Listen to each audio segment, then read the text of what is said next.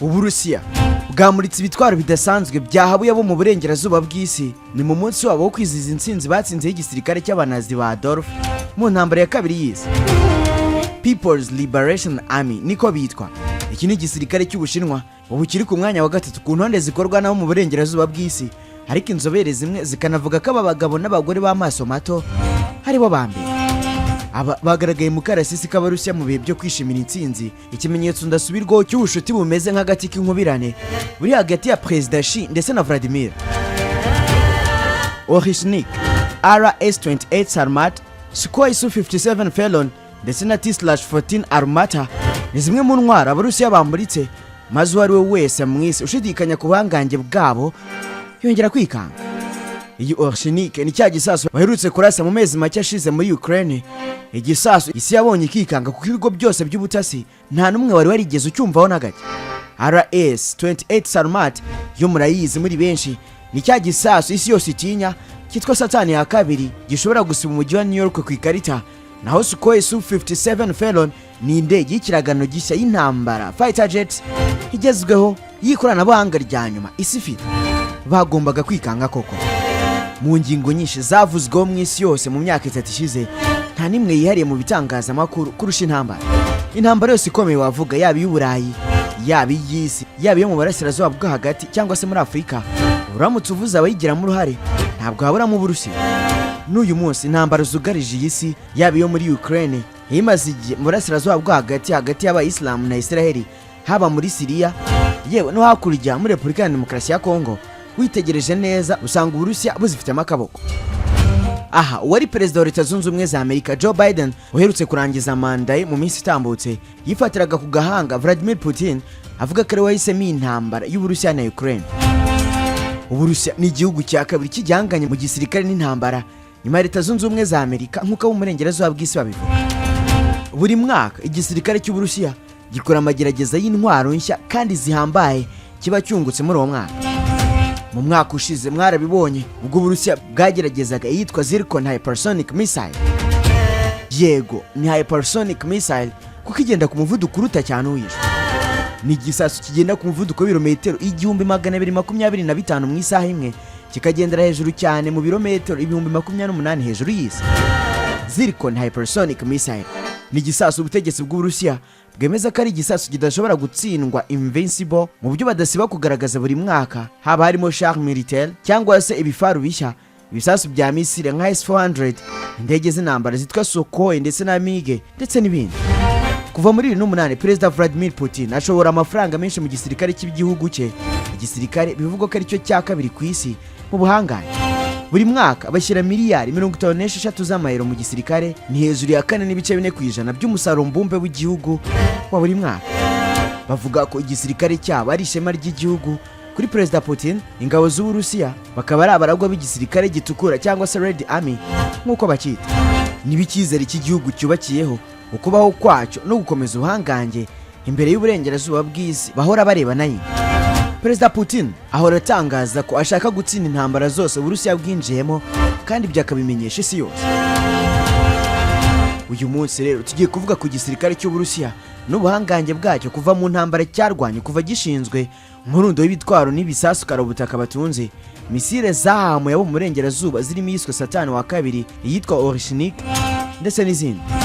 Ibihumbi by'ibifaru, indege z'intambara n'amadrone, ibi byose bigaherekezwa n'ibisasu kirimbuzi, ibisasu Putin adatinya kuvuga ko azakoresha mu gihe cyose Amerika n'Uburayi bakomeza kumusumbura. Jumoni nitwa Eric Rukundo Sage Dire. Si byose amateka, politike, ikoranabuhanga, ubuzima n'izindi ngingo nyinshi nizo tuganira kuri cyo. Erega ubwo nagwaye ikaze.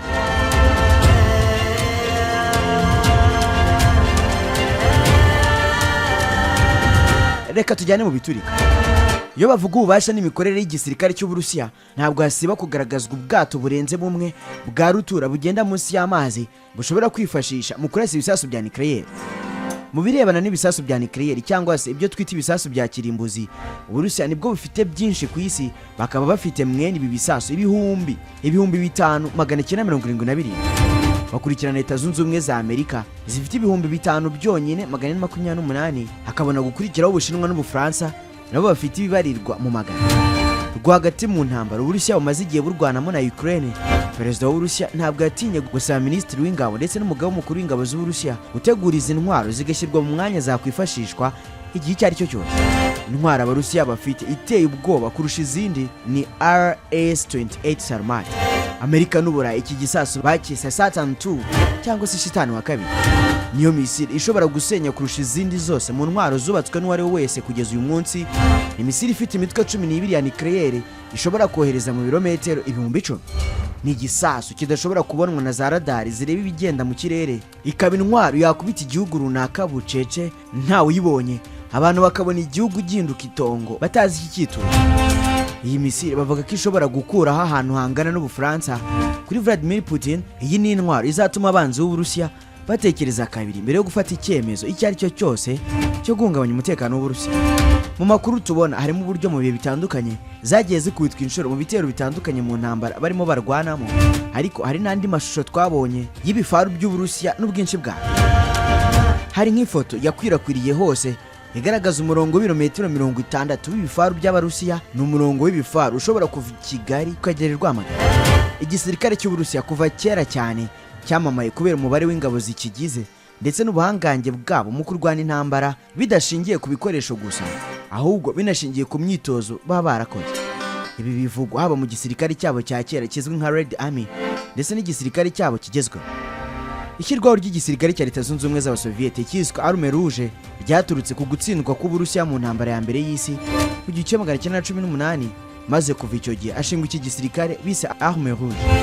Iki gisirikare kikimara gushingwa cyahise gitangira kwiyubaka mu birebana n'ubuhanga bw'imirwano hagamijwe ko kizafasha Leta Zunze Ubumwe z'Abasoviyete kubona intsinzi mu zindi ntambara bazarwana. Birengagije andi mahame yose agenga igisirikare, ahubwo bashyira imbere guhanga ibishya, maze biga cyane ibyiswe mobile warfare, kurwana umugenda hakoreshejwe ibikoresho nk'ibifaru n'indege z'intambara. Ubu bukaba ari uburyo batekereje ko bwafasha cyane mu kwinjira mu mirongo y'umwanzi. Aya akaba ari amasomo y'imirwanire hari mu byafashije gutsinda ibitero bitandukanye ya kabiri y'isi. Iyo tuvuga ibi cyane cyane tuba tuvuga intsinzi y'Abasoviyete mu gitero cya Stalingrad, igitero cyamenyekanyeho guhindura imigendekere y'intambara uruhande rw'abariye cyangwa se abarwanaga ku ruhande rw'ibihugu by'uburengerazuba bw'isi.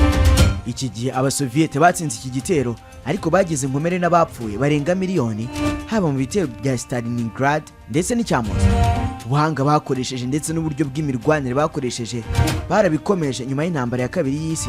Bivugwa ko nyuma y'intambara ya kabiri igisirikare cy'Uburusiya cyari gifite abasirikare bari hagati ya miliyoni 10 na miliyoni 15.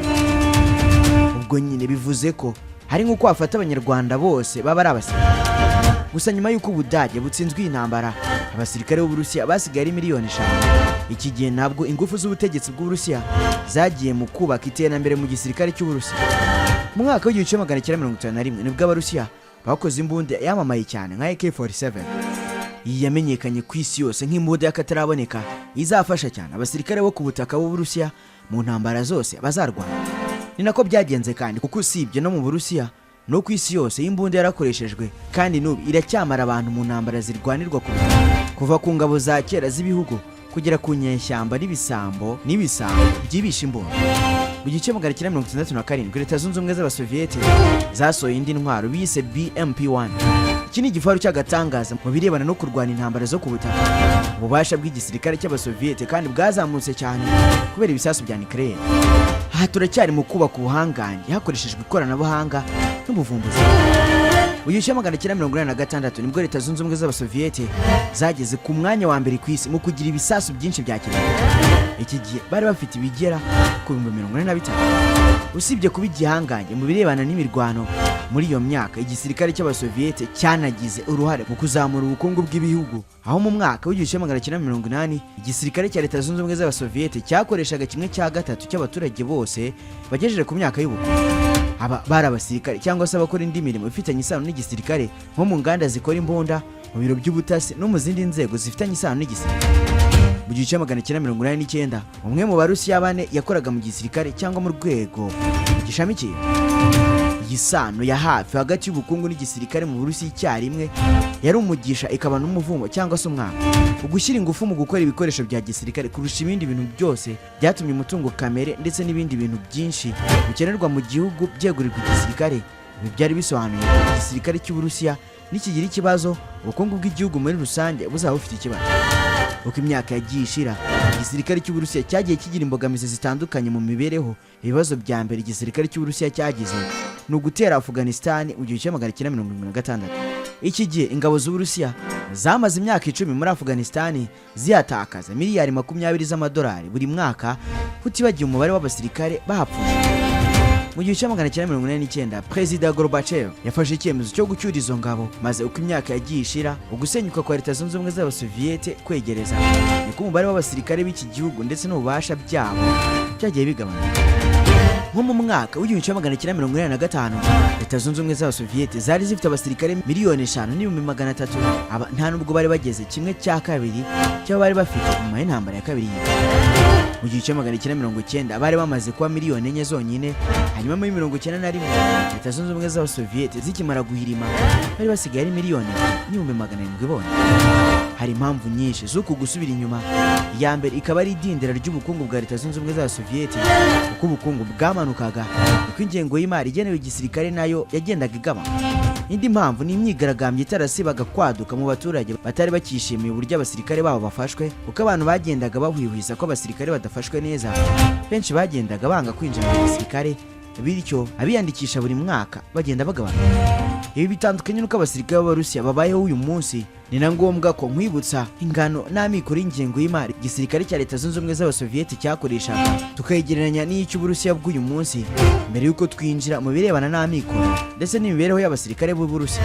Mu myaka y'1940 igisirikare cya Leta Zunze Ubumwe z'Abasoviyete cyari gifite ingengo y'imari kigenerwa, kikongeraho intwaro zatangwaga na Leta Zunze Ubumwe za Amerika muri gahunda yiswe Lend-Lease, aho Leta Zunze Ubumwe za Amerika zahaga intwaro bimwe mu bihugu by'inshuti bitabaye ngombwa ko Leta Zunze Ubumwe za Amerika zinjira mu makimbirane y'ibyo bihugu mu buryo butaziguye.